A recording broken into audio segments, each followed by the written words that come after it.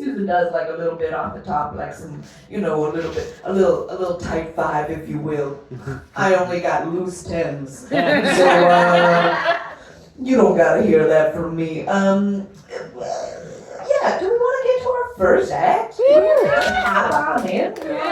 Just dive on into the comedy. I love it. All right, please give a super warm round of applause to, you might have seen her on YouTube, you might have seen her around town this past year, because, she's fairly new to comedy, but she's funny as hell. Oh, yeah. Give it up for Katie Bokerka!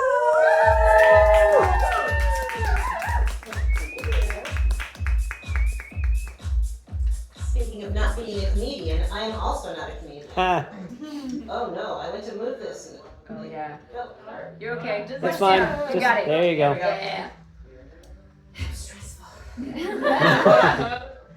I'm not a comedian. I actually work for the government, and I just do this for funsies. Yeah. I also do very much off the cuff. Although I guess today I'm doing kind of my routine.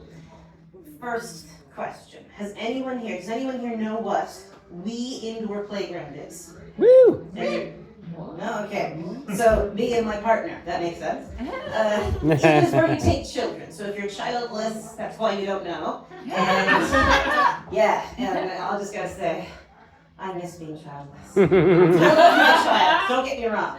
But if you are childless because you don't want children, you're doing the right thing. That's right. Because if you don't want children, don't do that. Oh, you gotta really want that. When I was pregnant, that was the only thing that got me through this. I wanted this. I wanted this. I wanted this. And I always assumed that the reason why women who were pregnant were angry at their partner was because they didn't really want kids. I assumed that they were just someone who society had convinced them you should have kids, and now they're like, I regret this decision. They haven't even come out yet, and I regret it. But I wanted a child more than anything. And when I was pregnant, I hated my partner more than anyone's ever hated anyone. I'm like, there's no you did this to me. I did this to me. The first conversation we had, he was like, I'll get a vasectomy if you want. I was like, no snippy snip yet. I do want you to have the vasectomy, not yet. And we had the child. I was like, we're gonna wait until our child is 2, just in case this one doesn't work out. No, since I was terrified, I'll just wake up and my child's dead. I made the mistake of watching the midwife show. Call the midwife.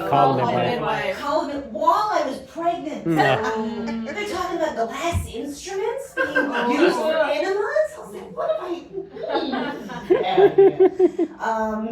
I stopped once we got to the formaldehyde. I was like, nope, can't do it anymore. Because I hadn't checked to see if everything was okay. Like, they get you to spend $800 and do these extra tests to make sure your child's okay. And I pretty much said, like, I'm gonna keep it no matter what. So, like, what's the point in spending $800 just to find out, yeah, I'm still gonna keep it, but now I know there's something coming up. So, I didn't do that, which also meant I had no idea what was coming. I really hoped it was a healthy baby, but it was, yeah. He doesn't like me talking about him too much on stage, but I will mention one thing. He likes having long hair.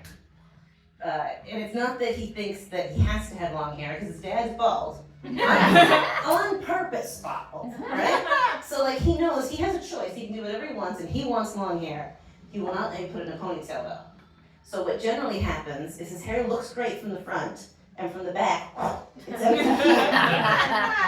Because also he doesn't like to have his hair brushed. And quite frankly, I work from home. He's off for the summer with me. I don't care if his hair is brushed. Like, quite frankly, he doesn't want it brushed. Why am I going to make him look good? Torture him, too. So, I often forget to brush his hair, which does mean that sometimes we go out in public and his hair hasn't been brushed. But the good thing is, I will often say to him, like, we have to brush your hair, because we need to make sure that it looks like somebody owns you. Right? But thankfully, my hair's a mess too. I don't brush it. I hate brushing my hair. So it looks like somebody owns them. I owns them. You know what I mean? You guys understand? And I did go to a birthday party with him recently. Forgot to brush his hair. And like, I'm so embarrassed walking in. I'm like, oh, everyone's gonna mock me. No, in fact, all he got were compliments on how gorgeous his hair was. Where was this when I was a kid? Sure, just, it's not fair. This wasn't even any of what I wanted to talk about today. But I have a minute left. So. Remember when I talked about We Indoor Playground? There's a whole bit that goes with that. But 38 seconds is not enough time. Okay, but what I will, okay. So, we're at We Indoor Playground. It's terrifying because, like, it's just yelling.